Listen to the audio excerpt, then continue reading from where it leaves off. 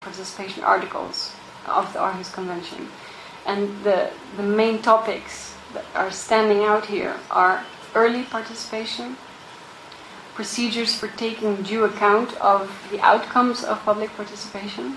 So public comments need to be taken due account of, as well as provision of information on how public comments are taken into account. The European Eco Forum, which is probably familiar to many of you, but I will explain what it is anyway. It's a network of environmental, non-governmental organizations active throughout the UNECE region, both within and outside the European Union. This NGO network has conducted a survey among NGOs throughout the UNECE region. And the results of that survey were, amongst others, that national legislative frameworks are seen by NGOs to be more or less adequate when it comes to Articles 6 and 7, but they are seen as inadequate when it comes to Article 8. Another outcome was that the implementation of laws and other government actions to provide public participation was mostly considered to be inadequate. And the effectiveness of the laws was mostly considered highly inadequate. So there is a very skewed picture emerging from this survey, which also can be drawn on, can be used as a source of information in formulating policy steps, improvement of implementation, etc.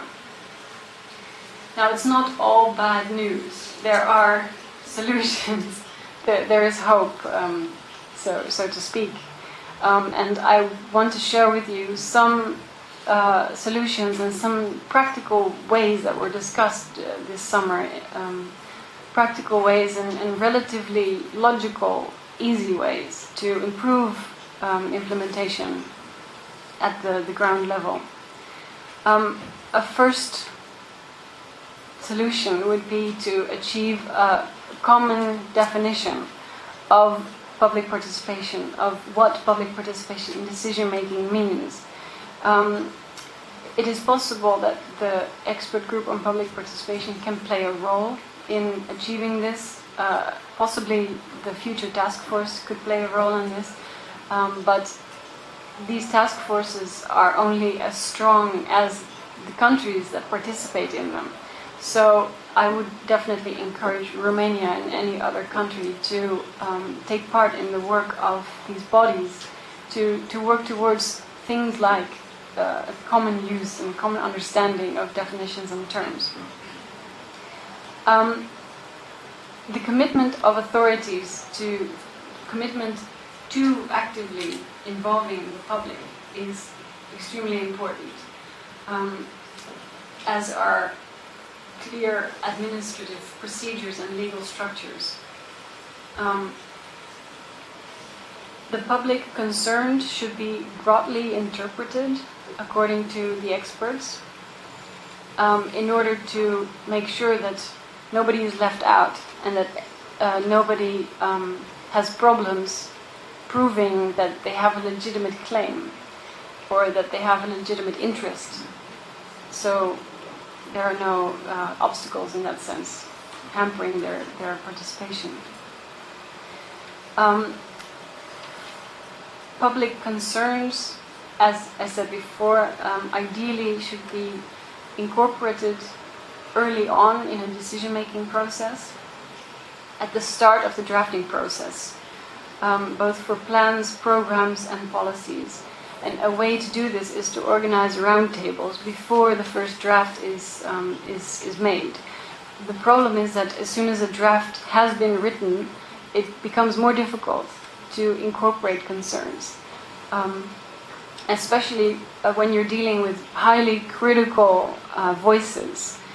It is better and easier in the long run to incorporate these critical voices early on, rather than go through a whole process, draft a plan or a program, and at the end kind of hit a wall when you encounter highly critical actors. And at that point, at a later stage, it's much more difficult to incorporate concerns because the minds are less open to incorporate them. A very practical tool to improve access and public, to improve reaching the concerned public and improve their ability to participate and to be notified is to use multiple means of communication and use means of communication in as many ways as possible, so that if you can't reach a target group one way, you can reach them in another way. It's good to be flexible and inclusive in the way you use communication tools. And it's also important to adjust your communication to fit the target group you're trying to reach. The provision of reasonable time frames is very important, particularly when it comes to the submission of public comments. And it's important to provide balanced information which addresses different aspects of an issue instead of just putting the spotlight on one dimension of a problem. The active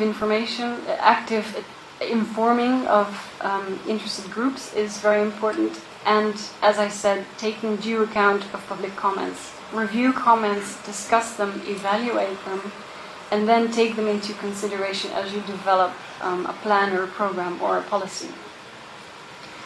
It's also extremely helpful, and it's experienced by the interested public as a true, as they feel that they're being taken seriously when you explain to them how comments were incorporated or how they were not incorporated. So experts recommend to publish a report after the decision has been made on how public comments were incorporated in the decision-making process. And the final recommendation is that facilitation by a third party can often have a very beneficial impact. I would like to mention just 2 examples of good practice that came out of the meeting of the expert group. Austria has adopted a document called Standards of Public Participation that contains recommendations, and it does not only pertain to environmental issues.